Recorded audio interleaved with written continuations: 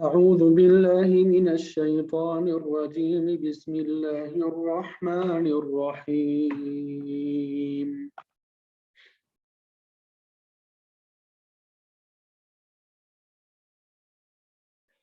لا يستوي القاعدون من المؤمنين غير أولي الضرر والمجاهدون في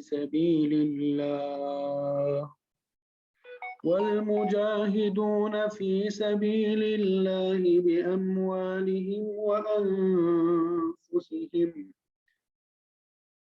فضل الله المجاهدين بأموالهم وأنفسهم على القاعدين درجة وكلا وعد الله الحسنى وفضل الله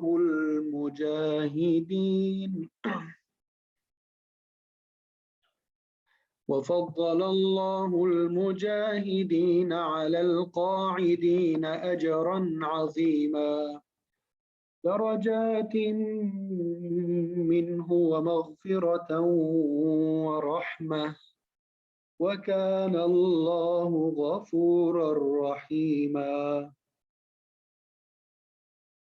صدق الله العظيم.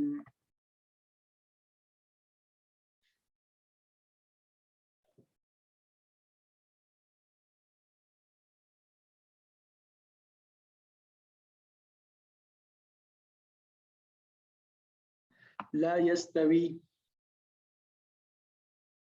یستوی کا معنی ہے برابر نہیں ہے، القاعدون بیٹھنے والے، لا یستوی برابر نہیں ہے، القاعدون بیٹھنے والے یعنی گھروں میں بیٹھنے والے، من المؤمنین مؤمنین میں سے، من المؤمنین مؤمنین میں سے،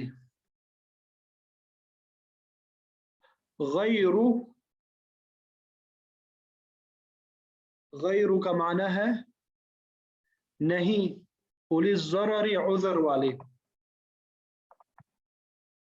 اولی کا معنی ہوتا ہے والی اور ضرر کا معنی ہے عذر، عذر والی، غیر نہیں، ٹھیک ہے، والمجاہدون اور جہاد کرنے والے، فی سبیل اللہ اللہ کے راستے میں،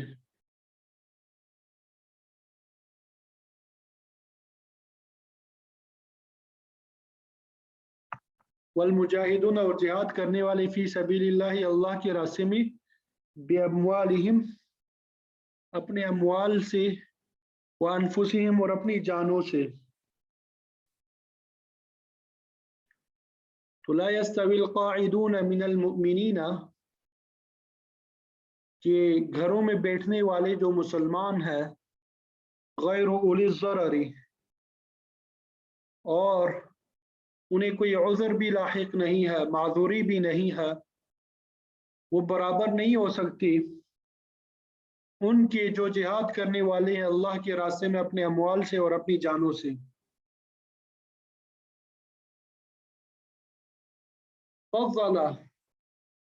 فضل کیا اللہ تعالیٰ نے، فضل کا معنی ہے فضیلت دی، فضل کیا نہیں، فضل کا معنی کیا ہے، فضیلت دی اللہ تعالیٰ نے، المجاہدین جہاد کرنے والوں کو فضیلت دی اللہ تعالیٰ نے، باموالہم اپنے مالوں سے، وانفسہم اور اپنی جانوں سے، علی القاعدین بیٹھے رہنے والوں پر، درجتاً ایک درجہ،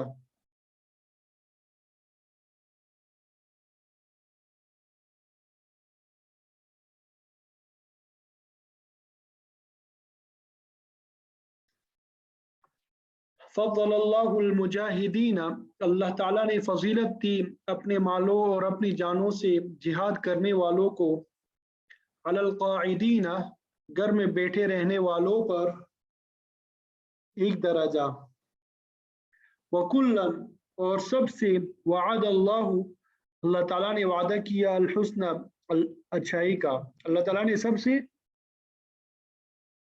اچھائی کا وعدہ کر رکھا ہے۔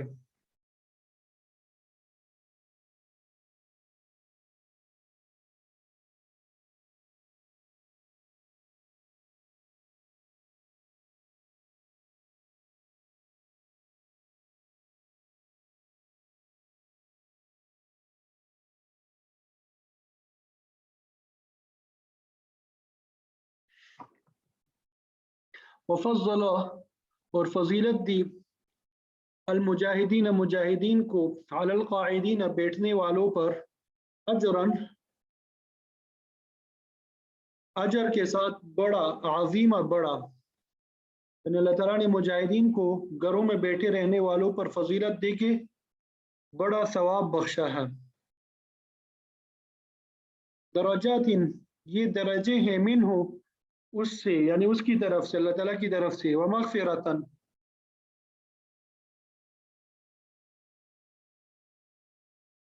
और मग़फ़िरत है, व रहमतन और रहमत है अल्लाह ताला की तरफ से।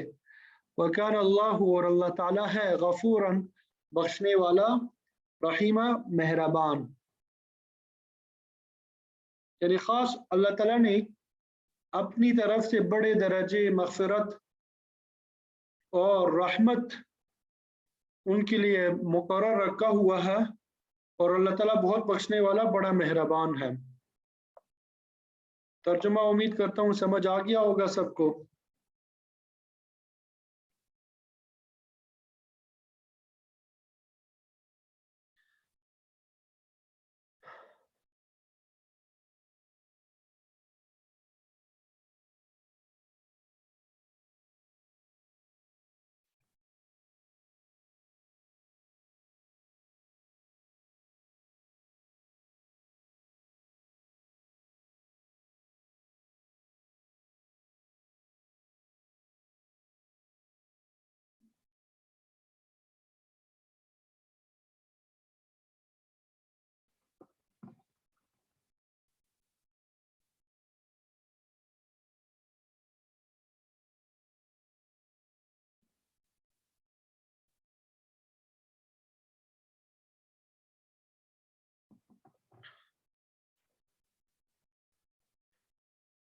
तो गुज़िश्ता सबक में मुसलमानों की हिफाजत जान का कानून बताया गया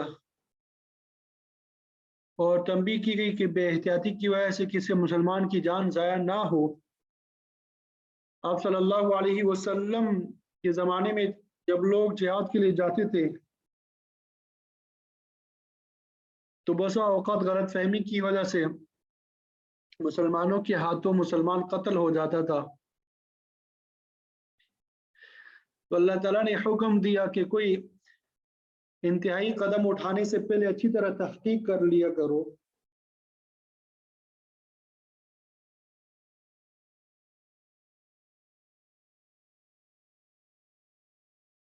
तो इस तंबीह की वजह से ये खतरा पैदा हो गया था कि कई लोग जिहाद में शिरकत से सिर्फ इस वजह से एराज ना करने लगी कोई ऐसी गलती हो जाए जिसकी वजह से किसी मुसलमान की जान नाहक तलफ हो जाए। तो इस खदशे को दूर करने के लिए अल्लाह ताला ने ये आयात नाजिल फरमाई और वाज़ेह कर दिया कि जिहाद में हिस्सा लेने वाले घर में बैठे रहने वालों से बाहर सूरत औला और अफजल है और उनका पीछे रह जाना किसी भी वजह से हो। तो अल्लाह ताला ने मुजाहिदीन की फजीलत बयान फरमा के जिहाद की तरगीब दी है। इरशाद फरमाया ला यस्तविल क़ाइदून मिनल मुमिनीन गैरु उलिल दरर वल मुजाहिदून फी सबीलिल्लाह कि घरों में बैठे रहने वाले मुसलमान जिनको कोई उज़र नहीं और अल्लाह ताला के रास्ते में जिहाद करने वाले जो मुजाहिद हैं वो बराबर नहीं हो सकते। और मुजाहिद भी ऐसे जो जिहाद करते हैं अपने मालों के साथ और अपनी जानों के साथ, यानी अल्लाह के रास्ते में निकलते हुए अपना माल और जान दोनों अल्लाह के रास्ते में पेश कर देते हैं। काइद काइदुन काइद की जमा है जिसका लुग़वी माना होता है बैठने वाले और मुराद वो लोग होते हैं जिनकी ज़रूरत बाज़ वजूहात की बुनियाद पे महाज जंग पे नहीं होती और वो पीछे रहते हैं, लेकिन हस्ब ज़रूरत जिहाद में हर वक्त शामिल होने के लिए तैयार रहते हैं, जिन्हें आजकल की इस्लाम में रिजर्व फोर्सेस भी कहते हैं। तो पीछे बैठने वाले मोमिन और आगे लड़ने वाले मुजाहिद जो है बराबर नहीं हो सकती। अलबत्ता दरमियान में गैर उली ज़रर के अल्फाज ला के माजूर लोगों को मुस्तस्ना कर दिया कि उन पे कुछ इल्ज़ाम नहीं है।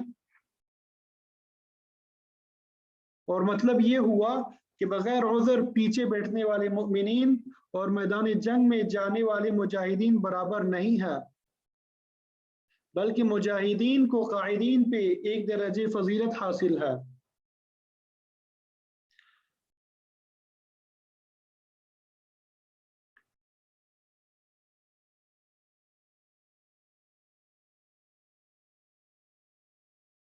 تو سب سے پہلے آیت کا یہ حصہ نازل ہوا تھا لا يستوي القاعدون من المؤمنین والمجاہدون فی سبیل اللہ، تو اس پر حضرت عبداللہ ابن ام مکتوم کو تشویش لاحق ہوئی، کیونکہ آپ نابینا تھے، قدیم صحابی تھے، مؤذن بھی تھے۔ انہوں نے محسوس کیا کہ معذوری کی وجہ سے جہاد میں شریک نہیں ہو سکتے، حالانکہ ان کی فضیلت کم ہو جائے گی، تو انہوں نے آپ کی خدمت میں حاضر ہو کے عرض کیا حضور میں تو معذور ہوں، اگر میں بینا ہوتا، میری آنکھیں ہوتی تو ضرور جہاد میں شریک ہوتا۔ تو آپ کی اس خواہش اور حسرت کے جواب میں اللہ تعالیٰ نے غیر اولی الضرر کے الفاظ نازل فرمائے۔ حضرت زید فرماتے ہیں کہ جس مجلس میں یہ وحی نازل ہوئی اس مجلس میں میں موجود تھا، اور آپ صلی اللہ علیہ وسلم کی ران مبارک میری ران پر تھی۔ جب وحی نازل ہوئی تو میری ران پہ اس قدر بوجھ پڑا، مجھے ایسا محسوس ہوا کہ ابھی میری ران ٹوٹ جائے گی۔ یہ وحی کا بوجھ تھا، صرف یہ غیر اولی الضرر، یہ 3 الفاظ پہ مشتمل ایک آیت نازل ہو رہی، اس کے اتنا بوجھ۔ تو بہرحال اللہ تعالیٰ نے جہاد میں عملی شرکت نہ کرنے والوں میں سے معذور افراد، مثلا لنگڑا ہے، کوئی اندھا ہے، اپاہج ہے، ان کو عذر کی وجہ سے مستثنا قرار دیا اور اعلان فرما دیا کہ بغیر عذر پیچھے بیٹھنے والے اور جہاد میں عملی طور پہ شریک ہونے والے برابر نہیں، بلکہ جہاد میں عملی طور پہ جو شریک ہے وہ گھروں میں بیٹھنے والوں سے زیادہ فضیلت رکھتے ہیں۔ البتہ معذوروں کے لیے جو استثناء قرار دیا ایک شرط کے ساتھ مشروط ہے، جس کا ذکر سورہ توبہ میں آتا ہے اذا نصحوا للہ ورسولہ، یعنی ان کا عذر اس صورت میں قابل قبول ہے کہ وہ اللہ اور اس کے رسول کے حق میں خیر خواہ ہو اور پیچھے بیٹھ کر مسلمانوں کی خیر خواہی کی باتیں کریں، نہ کہ کوئی ایسا غلط پروپیگنڈا کرے جس سے دشمن کو تقویت حاصل ہوتی ہو۔ جنگی چالوں میں سے پروپیگنڈا بھی ایک مؤثر ہتھیار ہے، اور ہر فریق اسے اپنے دشمن کے خلاف استعمال کرتا ہے تاکہ دشمن کے جو اعصاب ہیں وہ کمزور ہوں۔ اس شرط کا مطلب یہ ہوا کہ معذور لوگ دشمن کے پروپیگنڈے کا شکار ہو کے کوئی جھوٹی موٹی خبر نہ پھیلانا شروع کر دے جس سے عوام میں بددلی پیدا ہو۔ تو یہ رعایت انہی معذوروں کو حاصل ہوگی جو اہل ایمان کے خیر خواہ ہوں گے۔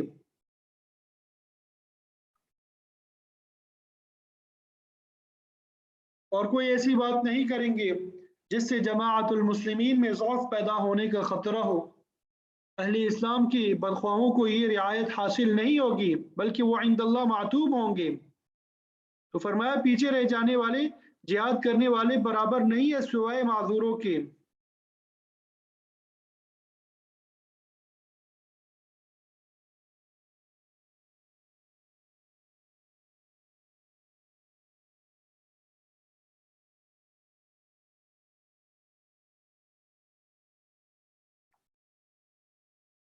فرمایا کہ فضل اللہ المجاہدین باموالہم وانفسہم علی القاعدین درجہ، اللہ تعالیٰ نے اپنے مالوں اور جانوں کے ساتھ جہاد کرنے والوں کو بیٹھنے والوں پہ فضیلت بخشی ہے ایک درجے کے اعتبار سے۔ یعنی پیچھے رہنے والوں کو وہ درجہ کہاں حاصل ہو سکتا ہے جو مال و جان کی بازی لگانے والوں کو اللہ تعالیٰ کے ہاں حاصل ہے۔ البتہ وَكُلًّا وَعَدَ اللَّهُ الْحُسْنَى، اللہ تعالیٰ نے سب کے ساتھ بھلائی کا وعدہ کر رکھا ہے۔ مقصد یہ کہ درجات میں تو دونوں گروہ برابر نہیں، لیکن بھلائی اور نیکی دونوں گروہوں کو حاصل ہوگی، بشرطے کہ گھر بیٹھنے والے اسلام کے باقی احکام، نماز، روزہ، زکوٰۃ وغیرہ پہ عمل پیرا ہوں۔ इन लोगों को भी निजात नसीब होगी। अल्लाह ताला ने उनके साथ भी जन्नत का वादा फरमाया है। ताहम वो मुजाहिदीन के दर्जे को नहीं पहुंच सकते क्योंकि उन्होंने सर धड़ की बाजी लगा के अपनी सबसे कीमती मता भी अल्लाह के हुजूर पेश कर दी है। तो कुल्ल वाद अल्लाहुल हुस्ना से ये बात भी साबित होती है कि जिहाद फर्ज किफाया है। इमाम अबू बकर जस्सास रहमतुल्लाह अलैहि फरमाते हैं कि जिहाद में हिस्सा लेने वाले और न लेने वालों सबके साथ भलाई का वादा ही इस बात की दलील है कि जिहाद हर कस व नाकस के लिए फ़र्ज आइन नहीं है। इसलिए जमाअतुल मुस्लिमीन में से कुछ लोग जिहाद में हिस्सा ले लें तो बाकी उम्मत इस फ़र्ज से सबकदोश समझी जाएगी, लेकिन अगर कोई शख्स भी जिहाद के लिए तैयार ना हो तो सब गुनहगार होंगे। तो जिहाद का मामला भी जनाजे और कफन दफन वाला है कि अगर बस्ती, गांव, मोहल्ला या शहर के कुछ लोग मरने वाले के कफन, दफन और जनाजे का इंतजाम कर लें तो ये फर्ज सब की तरफ से अदा हो जाएगा। लेकिन अगर कोई शख्स भी ये इंतजाम न करे तो सब के सब बस्ती वाले गुनहगार होंगे। नमाज जनाजा भी फर्ज किफाया है। अलबत्ता बाज गैर मामूली हालात में जिहाद फर्ज ऐन भी हो जाता है। अगर दुश्मन मुसलमानों की जमात पे हमला कर दे तो उस वक्त हर आकिल, बालिग, मर्द और औरत पे जिहाद फर्ज ऐन हो जाता है। मुल्क की दिफा के लिए हर मुसलमान को अपना हिस्सा अदा करना पड़ेगा। इसी वजह से इमाम साहब फरमाते हैं कि इस किस्म के हालात में औरत अपने खावन की इजाज़त के बगैर दुश्मन के खिलाफ तदबीर के लिए जा सकती है। इसी तरह गुलाम अपने आका की इजाज़त के बगैर जिहाद में शरीक हो सकता है। हालांकि आम हालात में औरत हर बात में शोहर की ताबे होती है, यहाँ तक कि अगर वो नफली रोज़ा भी रखना चाहती है तो शोहर की इजाज़त के साथ, उसके बगैर नहीं रख सकती। लेकिन जब ये हालात खास हो जाए, गैर मामूली हालात हो जाए तो उसमें इजाज़त लेने की भी ज़रूरत नहीं। तो कानून जिहाद के एतबार से लोगों की चार किस्में हो गई। पहला गुरोह मुनाफिकीन का है, तो वो जानबूझ के बगैर उज़र जिहाद से गुरेज करते हैं, घर में बैठे रहते हैं। दूसरा कायदीन का है, जिसका भी हमने जिक्र पढ़ा। ये वो लोग हैं जो अमली तौर पे जिहाद में शरीक नहीं होते लेकिन ज़रूरत पड़ने पे महाज जंग पे जाने के लिए हमेशा तैयार रहते हैं। तीसरा गुरोह मुजाहिदीन का है जो अमली तौर पे जिहाद में शरीक होके मालो जान का नजराना पेश करते हैं। और चौथा गुरोह माजूरीन का है जो किसी उज़र की वजह से जिहाद में शरीक नहीं हो सकते लेकिन अहले ईमान के खैरख्वाह होते हैं। तो इन चारों ग्रोहों में से अल्लाह ताला ने मुनाफिकीन की मजम्मत बयान की है, कायदीन से भलाई का वादा फरमाया है, मुजाहिदीन को बुलंद दराजात की खुशखबरी सुनाई है और माजूरीन को मुस्तस्ना किया है। तो इस आयत में जिहाद बिल माल और जिहाद बिन नफ्स का जिक्र है, लेकिन अबू दाऊद शरीफ और तिर्मिज़ी शरीफ की रिवायत में जिहाद बिल लिसान का भी जिक्र आता है और जिहाद बिस सिनान का भी, यानी जिहाद जुबान के साथ भी है और तलवार के साथ भी है, असलहे के साथ भी है। जाहिदुल कुफ्फार वल मुशरिकीन बिअम्वालिकुम व अनफुसिकुम व अलसिनतिकुम। तो बवक्त ज़रूरत लिसानी जिहाद भी फ़र्ज हो जाता है। दीन इस्लाम की तबलीग यानी अल्लाह के अहकाम को दूसरों तक पहुँचा देना, ये लिसानी जिहाद है। तकरीर व बयान के ज़रिए इस्लाम की तबलीग करना या इस्लाम के मुतालिक किसी फ़र्द या जमात के शुकूक व शुबहात दूर करना, ये भी ज़ुबानी जिहाद का हिस्सा है। शाह वलीउल्लाह मुहद्दिस दहलवी रहमतुल्लाह अलैह फरमाते हैं कि इस्लाम की तालीम, इस्लाम की इशाअत और तबलीग जिहाद ही का एक शोबा है और फरमाते हैं कि अल्लाह ताला ने मुझे इसी शोबे में लगाया हुआ है और मैं अपना फ़र्ज अंजाम दे रहा हूँ। आपने तकरीबन 12 साल तक दिल्ली में तालीम दी, फिर हज के लिए गए, वहाँ से इस्तिफादा हासिल किया, फिर वापस आके सारे उम्र तबलीग के शोबे में लगे रहे। आप अमली तौर पे जो तो जिहाद में शरीक नहीं हो सके, लेकिन आपने इस्लामी तालीमात की तरवीज के लिए अपना फ़र्ज अच्छे तरीके से पूरा किया। आज जो हम हदीस मुबारक की किताबें पढ़ते हैं یہ سب کے سب شاہ ولی اللہ محدث دہلوی رحمتہ علیہ کی برکات ہے کہ انہوں نے حدیث کا علم حاصل کیا. حدیث کا علم حاصل کرنے کے بعد پھر یہاں پہ بر صغیر پاک و ہند میں اس کو عام کیا. یہی وجہ ہے کہ سیاہ ستہ کی حدیث کا جب سند ہم دیکھتے ہیں، سند میں دیکھتے ہیں تو جتنے بھی علماء ہیں سب کی سند شاہ ولی اللہ محدث دہلوی رحمۃ اللہ علیہ سے ہوتے ہوئے اوپر جاتی ہے.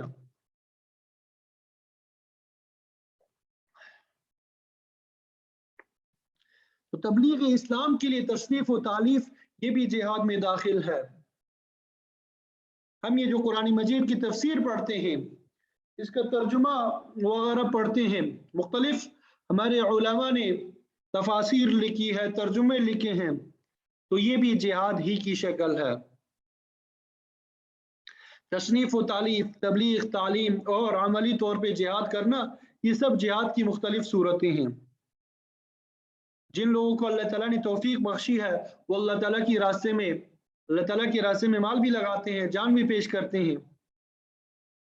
البتہ بعض لوگ جسمانی لحاظ سے اس قابل نہیں ہوتے کہ جنگ میں براہ راست شریک ہو، تو ایسے لوگوں کو اللہ تعالیٰ نے توفیق دی ہے تو وہ جہاد بالمال میں شریک ہو سکتے ہیں. اللہ کے دین کے قیام اور غلبہ اسلام کے لیے جو مال خرچ کیا جائے اس کا درجہ عام صدقات اور خیرات سے بہت بلند ہے. جہاد کا موقع تھا، ایک شخص آپ صلی اللہ علیہ وسلم کی خدمت میں ایک اونٹنی لایا، اس پہ سامان تھا. فرض کیا حضور یہ اونٹنی پوری طرح تیار ہے، اسے کسی مجاہد کے سپرد فرما دیجیے. آپ نے فرمایا تم نے بہت اچھا کام کیا، اللہ تعالیٰ تمہیں اس طرح کی 700 اونٹنیاں عطا فرمائے گا. گویا جہاد کے لیے ایک پیسہ خرچ کرنے کا ادنا درجہ 700 گنا ہے. سورہ انعام میں عام نیکی کا صلہ تو 10 گنا بتایا جاتا ہے، من جاء بالحسنہ فلہ 10 امثالھا، لیکن جہاد کے لیے اجر و ثواب 700 گنا تک بڑھ جاتا ہے. آپ صلی اللہ علیہ وسلم نے فرمایا ذروۃ سنامہ الجہاد، کہ اسلام کی کوہان کی بلندی جہاد ہے. جہاد کی وجہ سے ملت اسلامیہ میں استحکام پیدا ہو جاتا ہے، اللہ تعالیٰ کی حدود جاری ہوتی ہے، برائی کا خاتمہ ہوتا ہے، کفر کا غلبہ ٹوٹ جاتا ہے اور زمین میں خلافت کا نظام قائم ہوتا ہے. لیکن جب سے مسلمانوں نے جہاد کو چھوڑ دیا ہے، جہاد کا جذبہ مسلمانوں میں ختم ہوا، اور اس جذبے کو ختم کرنے کے لیے کفار نے ایڑی چوٹی کا زور لگایا. ہندوستان میں مرزا قادیانی کو اسی مقصد کے لیے کھڑا کیا، اس نے اعلان کیا تھا کہ جہاد منسوخ ہو چکا ہے. پھر اسی طرح پروپیگنڈا سر سید احمد سے کرایا گیا. ایران میں اس طرح کے افراد کے ذریعے سے پروپیگنڈا کرایا گیا کہ اب جہاد کی ضرورت نہیں ہے. تو اسی وقت سے مسلمان بے یار و مددگار ہے. لیکن جن اقوام نے، جن مسلمانوں نے جہاد کو ابھی تک تھاما ہوا ہے، ان میں جہاد کا جذبہ ہے، اللہ تعالیٰ نے پوری دنیا کے سامنے انہیں سرخرو فرمایا، کامیاب فرمایا. تو ہم سب کے لیے بھی اس میں سبق ہے. اللہ تعالیٰ کا حکم تو یہ ہے کہ اپنا مال جہاد میں لگاؤ، لیکن آج مسلمانوں کا مال تعیش کے کاموں میں صرف ہوتا ہے. آج مسلمانوں کی دولت کا رخ جو ہے وہ کھیل تماشے، عیاشی اور فحاشی میں استعمال ہوتا ہے. اسلامی تعلیمات کو عام کرنے کے لیے ہمارے کتنا روپیہ خرچ ہوتا ہے، لیکن عالی شان عمارتیں ہم بنا رہی ہیں، دین کی تبلیغ کی طرف ہماری کوئی توجہ نہیں. آج راتوں رات دنیا بھر کے خزانوں کا انسان مالک بن جانا چاہتا ہے، لیکن اسے اس بات کی پرواہ نہیں کہ ذرائع آمدن حلال ہے یا حرام. حالانکہ حکم یہ اجملوا فی الطلب کہ جائز ذرائع سے کماؤ، جائز امور پہ خرچ کرو. تو جو کوئی حرام کاموں پہ مال خرچ کرے گا اللہ تعالیٰ اس سے پوچھیں گے. آج تقریباً 10% لوگ دولت مند ہوں گے، باقی 90% سخت تکلیف میں مبتلا ہے. آج کون ہے جو غریبوں کو بھی اپنے بھائی سمجھ کے ان کے دکھ درد میں شریک ہو؟ آج کس کو احساس ہے کہ سب مسلمان بھائی بھائی ہے، سب کا نظریہ حیات ایک ہے، لہذا ایک بھائی کو دوسرے بھائی کی ضروریات کا بھی خیال ہونا چاہیے۔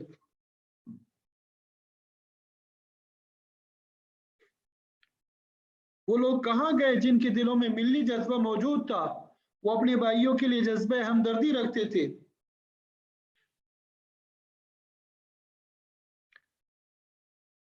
پھر آگے فرمایا فضل اللہ المجاہدین علی القاعدین اجرا عظیما، کہ اللہ تعالیٰ نے مجاہدین کو فضیلت بخشی ہے پیچھے بیٹھنے والوں پہ، اور اجر عظیم بھی عطا فرمایا ہے۔ درجات منہ، یہ درجے ہیں اللہ تعالیٰ کی طرف سے۔ روایات میں آتا ہے کہ آپ صلی اللہ علیہ وسلم نے فرمایا کہ اللہ تعالیٰ نے مجاہدین کے لیے جنت میں 100 درجے تیار کر رکھے ہیں، اور ہر درجے میں اتنا فرق ہے جتنا آسمان اور زمین کے درمیان۔ فرمایا اس کے علاوہ اللہ تعالیٰ کی طرف سے مغفرت اور بخشش بھی ہے جو انہیں نصیب ہوگی۔ رات میں بعض کوتاہیاں ہو جاتی ہے،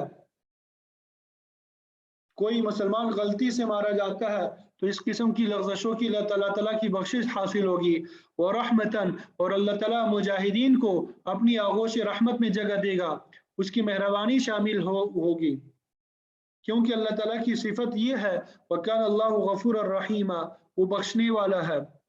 انسان کا اعتقاد صحیح ہو، عقیدت صحیح ہو، جذبہ اور طلب صادق ہو تو اللہ تعالیٰ بخشنے والا ہے، وہ ضرور معاف کر دے گا، رحیم بھی ہے، اس کی مہربانی بڑی وسیع ہے۔ جب کوئی شخص اللہ کے دین، اللہ کی کتاب اور نبی کے مشن کو دنیا میں قائم کرنے کے لیے مال اور جان کی قربانی دینے کے لیے تیار ہو جاتا ہے تو اللہ تعالیٰ کی بخشش، اللہ تعالیٰ کی رحمت جوش میں آ کر اس کی تمام کوتاہیاں معاف فرما دیتی ہے۔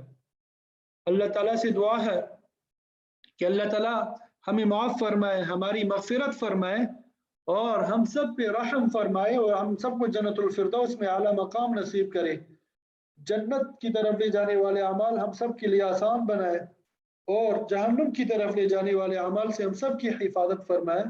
وآخر دعوانا ان الحمد للہ رب العالمین۔